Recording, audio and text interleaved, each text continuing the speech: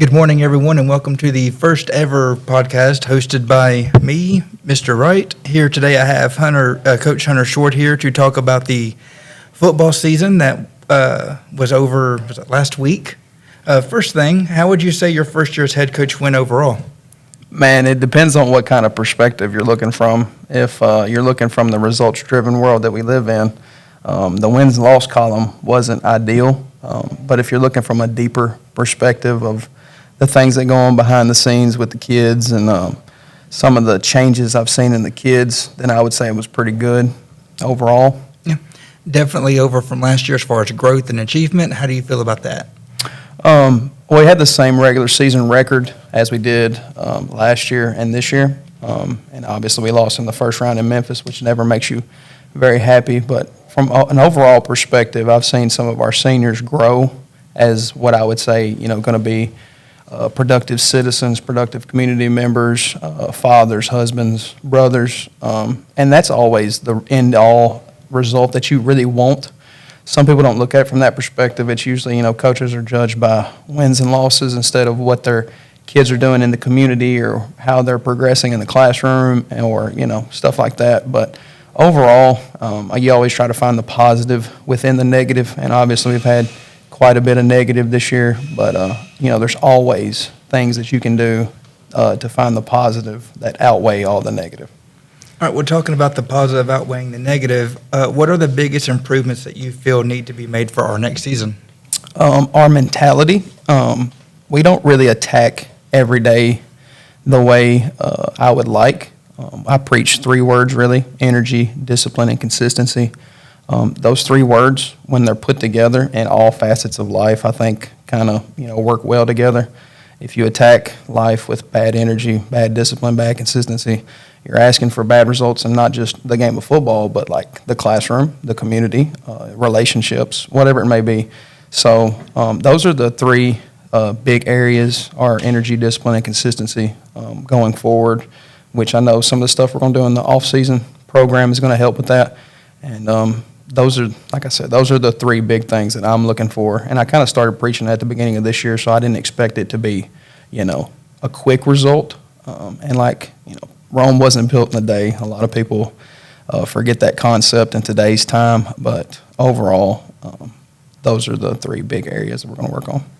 How do you feel about, this year's seniors that are leaving, but you're getting the middle school kids that are coming in? How do you incorporate that change when you are thinking about next year? Well, I got to get down to Larry Kendall to talk to all the 8th grade boys that are interested in playing football and kind of get that message to them that, we are going to work on those 3 areas. But as far as like my seniors, man, it was tough Friday night. It's always, it was my first time looking at a senior group as a head coach and seeing, like this is their final game. Like I've been there as a player, and it's not easy. And I love my senior group, no matter the headaches they give me, no matter the issues they have. Each of them is very special in their own way. And I'm losing 11 of them. And, that's going to be tough to replace. I'm hoping to get at least 11 8th graders. But the impact that those seniors have had will be felt for, I do feel like years to come. Because like I've talked about on like my Coach's Corner podcast that I do on Saturdays, and Martin, sometimes football is like family. Family doesn't always teach you the right way to do things. Sometimes learning the wrong way of doing things to make it better for yourself is a big deal. And I'm not saying that the seniors, all they did was bad things. That's not what I'm saying. But some things they do, the freshmen and sophomores see, and they're like, I see that's not working. So I feel like they can be pretty effective going forward for us of, learning the correct and wrong way to do things from older guys. They're a lot like uncles or older brothers. And like I said, sometimes like my family, like they haven't always taught me the correct way to do things. I have to figure out my own way and my own path.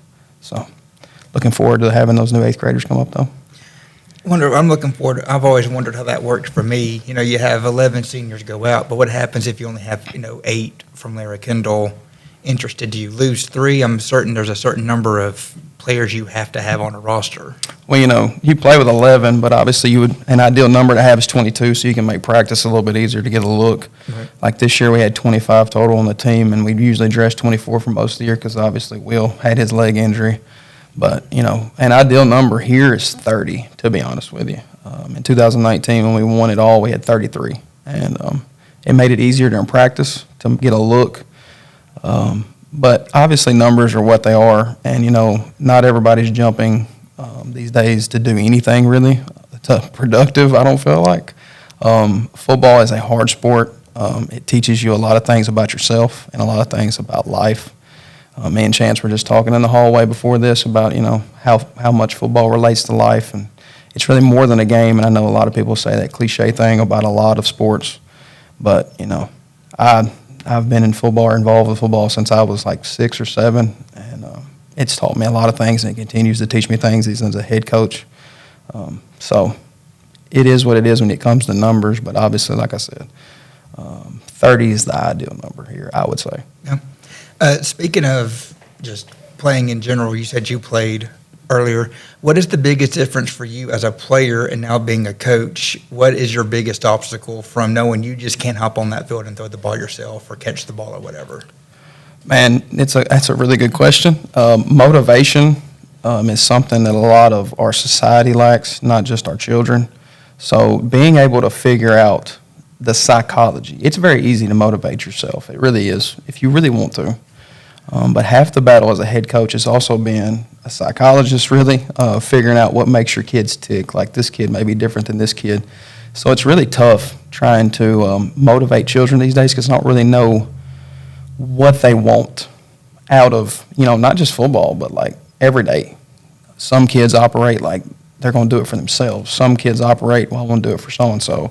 So that's the biggest challenge is, going from motivating just yourself as a player to motivating literally the whole team. And, that's very tough in itself because it's hard to carry the weight of 25, 14 to 18-year-olds. You carry not just your emotions, their feelings, and that's tough. So, like, you're trying to figure out, oh, well, this kid, you can kind of get into him real hard, and he responds. Oh, this kid, can't really do that to him, so we got to figure out a different way.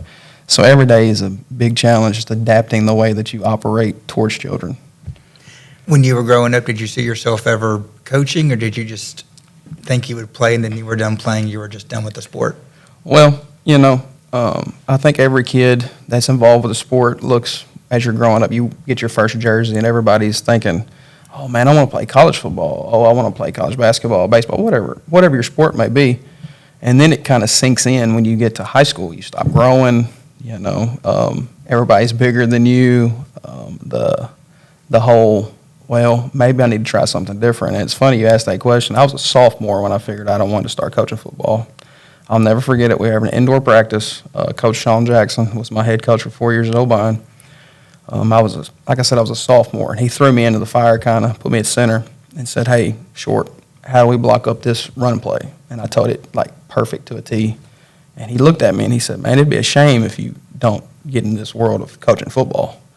And then it clicked from then on. And I'm like, my family's been in education for a long time, a lot, like on both sides of my family. But that day really clicked, like, hey, you really might want to coach football. And I've always loved football. Like I said, growing up, I've been involved with it since I was really young. So it's always something I've loved, and I don't think football always loves me back from results of, my favorite teams or how my senior season ended. But I've always wanted to be heavily involved, and now, getting that opportunity is really cool. This is year 10 finished up of coaching, so. If I know anything about love, sometimes it's easy to love and sometimes it's hard to love. But as long as there's that love there, you got something going on. Yep. I say that as me. All right, anyway, earlier you mentioned, back in 2019 that you had good numbers, y'all went to state, you won the whole thing. How does it feel being the head coach at the school where you won a state championship when in 2019 you were an assistant here? Yeah, man. When you sent me the little script for questions, I thought that was the most interesting one because I've never really thought about it until now. Thinking about it, though, it's tough because everybody, equates you with that 2019 team. And obviously I coached offensive line and outside linebackers back then. And, there's some people that try to say, oh, well, you were just an assistant on that football team, So, like, what did you really do? And it kind of bothers me at times, to be honest with you. Not a lot bothers me, but that bothers me because I put in a lot of time for this. And, you asked me that question, what's the difference and how does it feel? Well, I like pressure, and I like when people doubt me. So it feels cool in a way, but also, you deal with the outside noise and whatnot. But it taught me the way it's supposed to be done, and that's the way we're working toward now. And I really only know one way to do things, and that's not always the best thing. I'm not saying it is, but I know what this place looks like when it's 5-5, and I know what this place looks like when it's 15-0. And obviously, every day I use examples from 2019 to equate to what 2024 looks like. And obviously, we're 5-5 this year, and obviously I see some similarities, but obviously we're a ways away from being where I want us to be. Obviously, if I said we were right where I want us to be, then I probably should be fired, to be honest with you. But 2019 taught me a lot of things. It's weird at times, especially when I worked for Josh. Then I came back, and then I worked for Canada, and now it's my gig. But like I said, man, 2019 taught me what it's supposed to look like from not just a football perspective, from a school perspective, from a community perspective. So obviously, when you ask me how it feels weird at times, but also we're all people end up where they're supposed to be. So I'm definitely supposed to be here right now. So It's great. Speaking of just this season, and then we'll get off football and talk about something else. What do you think was your biggest accomplishment of the year? Not thinking wins, not thinking losses, just something that you said because I know even though you start coaching your first game in August, you've been coaching this season since, last November probably. What do you think was your biggest triumph? Interesting question. And it may not be the answer that people think of when you talked about love earlier. Well, I have a bunch of kids that don't have a male figure in their life daily, and that can be tough to accept love and, being told what to do from a male. And at the end of the year is about, probably JCS week. A lot of people are like, well, you got to be 42-0. Well, my kids started telling me they loved me back. And getting males in today's time where, I think I did it in practice one day. I asked how many of them had a male figure in their life, and I think 13 of my 24 that were dressed that day didn't have a consistent male figure in their life, and a lot of people don't think to ask that question. So I think the biggest accomplishment I had this year was bigger than football, and that it got, children who don't really know the love of a male all the time to tell me they love me back, and that means a lot to me. I know a lot of people don't see that side of me. I'm pretty stoic and abrasive, most people would say.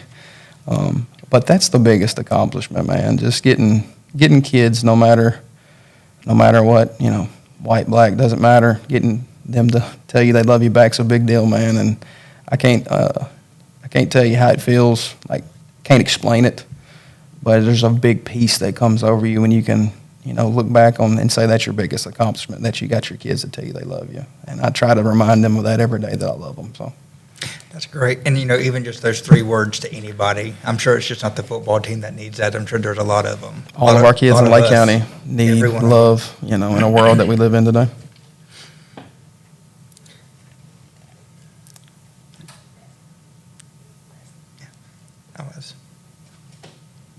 All right, well, enough about football and the past season. I know you're looking forward to next season already. It's already started. That's fine. I said a second ago. I'm sure you started coaching last November. What do you think are the biggest changes, kind of getting off football and just maybe talking about some wrestling? You and I have both had several wrestling conversations. Do you see any major changes happening when Raw goes to Netflix? Do you think there'll be more blood, more... you and I grew up. We remember what it was like in the late 90s when you hope your mom didn't walk in at a certain time. Do you think that we're going to go back to that, or is it going to stay pretty clean? I would say they've already kind of been working toward some of the, I guess you would say, raunchier content. And, obviously, I'm excited for that as an older person. I know a lot of parents probably aren't excited about wrestling changing, but now they're both going to SmackDown and Raw will be both 3 hours, and I don't know how to feel about that. But I feel like in order to fill up all that time, 6 hours worth of wrestling a week, there's going to have to be more content that involves some other things outside of what normal wrestling has become since the ruthless aggression era, I guess you would say. Right. So. I just don't know about 3 hours a show. There's already so much stuff to watch outside of. I just don't know how, and obviously, like AEW has kind of fallen off a little bit. They're trying to pluck like the talent that doesn't want to be in WWE, like Bobby Lashley and Ricochet and all them. They're kind of like working their way towards all that, whatever.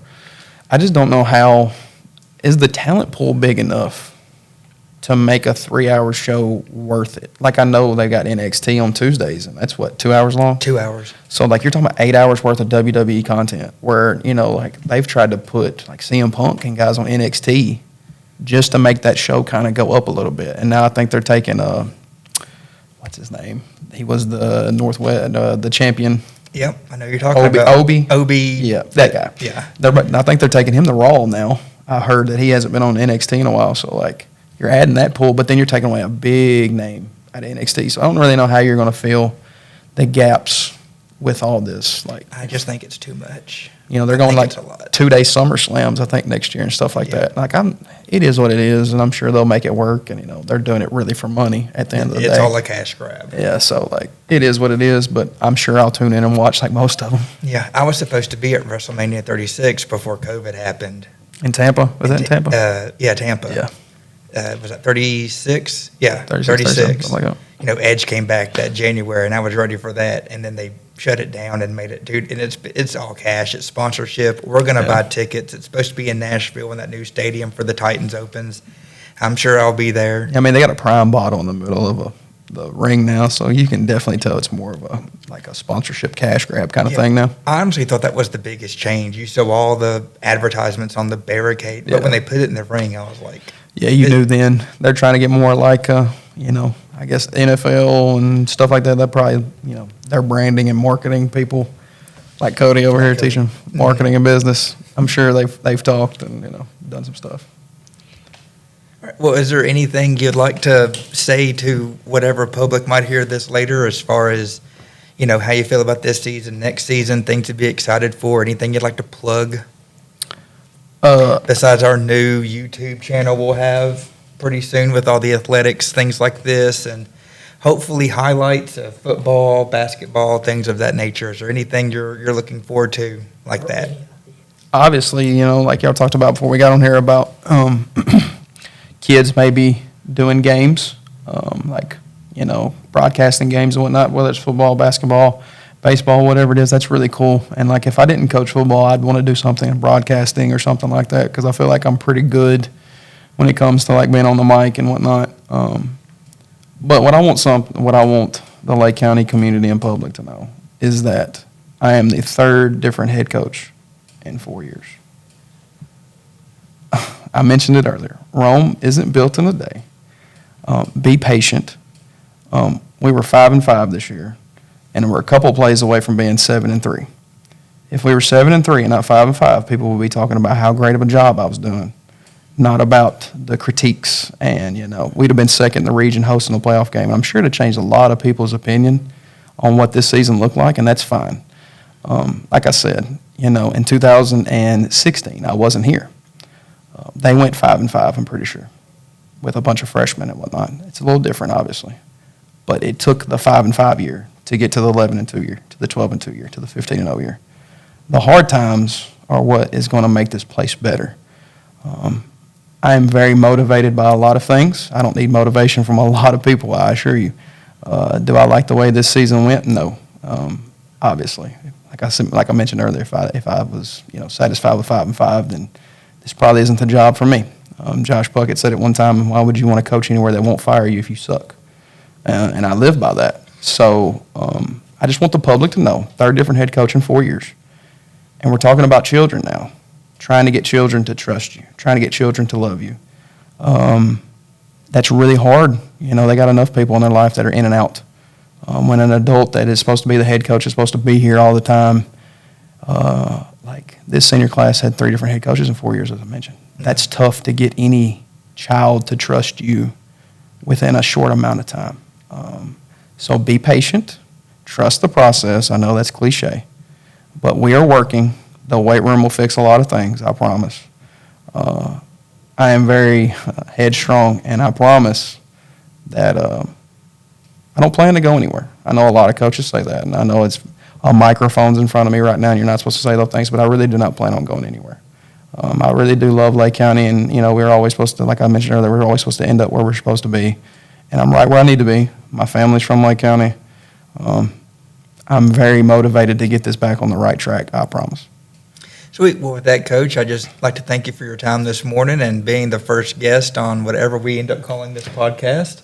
But I appreciate you. I know the school appreciates you, and I hope you just wish you nothing but the best of success. I appreciate that, man, and I appreciate y'all for starting this platform. It's a big deal to get to talk about your children. This is bigger than me. This is bigger than you guys. This is giving our kids a platform to talk about, anything and everything. And I really appreciate you guys and all the support that you give us.